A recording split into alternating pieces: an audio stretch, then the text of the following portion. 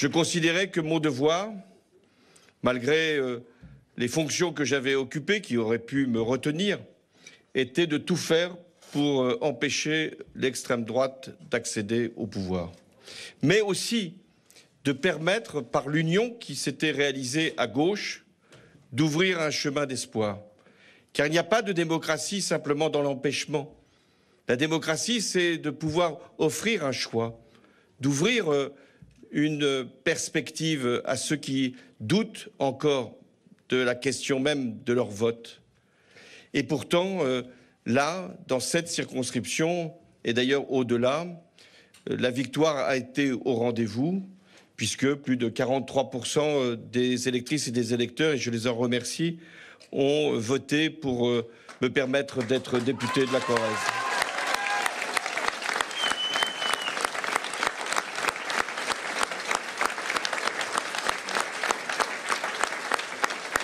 Malgré une triangulaire qui n'aurait pas dû être, mais au-delà de ce qu'est simplement ce résultat, il tient beaucoup à la mobilisation, et je veux ici les en remercier, de tous les partis de la gauche qui ont compris quel était le sens de cette démarche.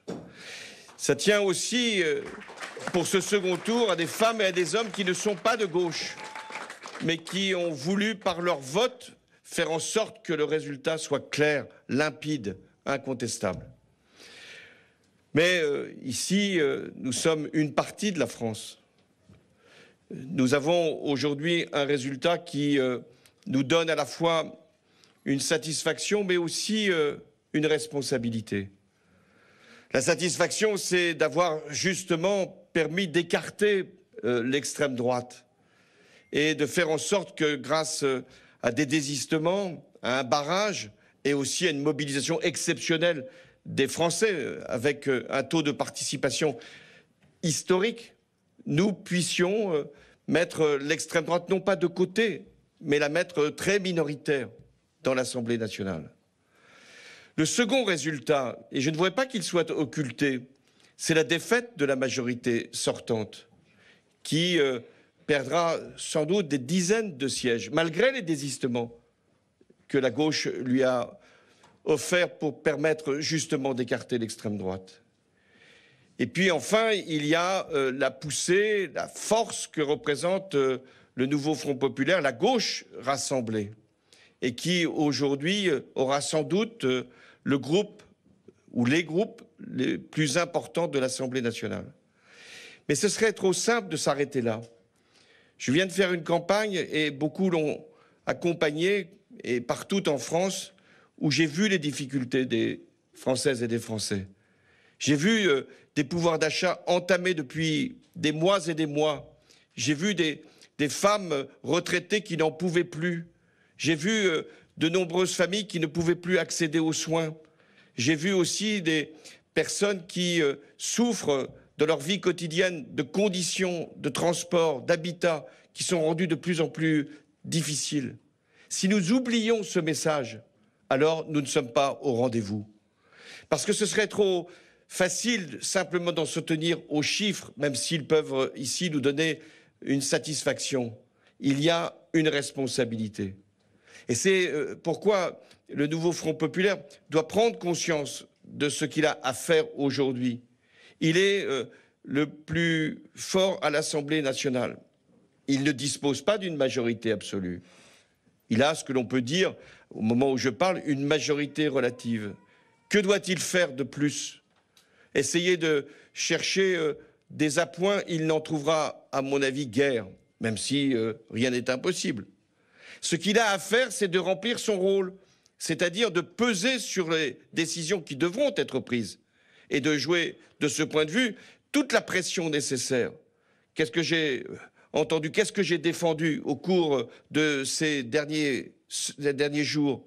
Le fait qu'il devait y avoir un blocage des prix, et notamment le prix du gaz qui a augmenté de 11% il y a encore quelques heures, qu'il devait y avoir une indexation des salaires sur les prix, qu'il devait y avoir une augmentation du SMIC, qu'il devait y avoir une réforme de la régulation des soins, qu'il devait y avoir une remise en cause de la réforme des retraites. C'est de tout cela qu'il faut aujourd'hui faire que l'Assemblée s'empare.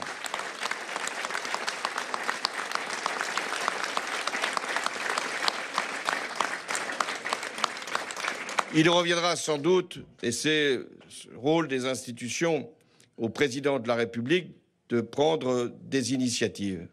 Mais c'est l'Assemblée nationale, telle qu'elle sera composée, qui décidera en dernier ressort. Nous sommes dans une évolution que nos institutions permettent, c'est-à-dire dans une démocratie parlementaire. Et il faudra aller jusqu'au bout de cette démocratie parlementaire. Et la démocratie parlementaire, ça veut dire de rechercher, chaque fois qu'il est possible, des majorités pour faire voter des textes. Et il y a de nombreux textes qui attendent. Et je viens d'en citer quelques-uns. Je sais aussi que pour beaucoup qui attendaient notamment que la loi sur la fin de vie puisse être adoptée, il n'y a pas de temps à perdre, ça peut être possible dès les prochains jours. Et puis il y aura des décisions fiscales à prendre, puisque le budget sera forcément présenté par un gouvernement ou par un autre. Et nous savons ce que nous voulons mettre dans ce budget. Le rétablissement de l'impôt sur la fortune, les revenus du capital taxés comme les revenus du travail, un impôt sur les profits des grandes entreprises. Voilà ce que l'on attend du nouveau Front populaire et de la gauche. Je suis socialiste, ça n'a échappé à personne. Je l'ai été tout le temps de ma vie. La gauche s'est rééquilibrée, tant mieux. Parce que la gauche, elle ne peut être porteuse d'espoir que quand elle est précisément unie et équilibrée dans sa diversité. Eh bien, c'est de tout cela. Nous sommes maintenant aujourd'hui comptables. Et nous devons considérer qu'il y a 3 mots qui doivent nous inspirer. Le premier, c'est le travail au service des Français. Nous n'avons pas de temps à perdre. Combien durera cette Assemblée? Je n'en sais rien. 1 an, 2 ans et demi jusqu'à la présidentielle. Nul ne peut aujourd'hui fixer le terme. Donc travailler pour être utile aux Françaises et aux Français. Deuxièmement, l'apaisement. L'apaisement, il est souhaité par beaucoup. Ça a été violent, cette campagne électorale. Et ici, certains militants s'en souviennent. Ça a été dur, ça a été âpre.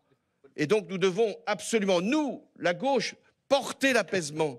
Et enfin, nous devons être les artisans, les ardents défenseurs de la démocratie dans la justice sociale. Et de ce point de vue, plus que jamais, la gauche, elle doit être au service de la République. Merci.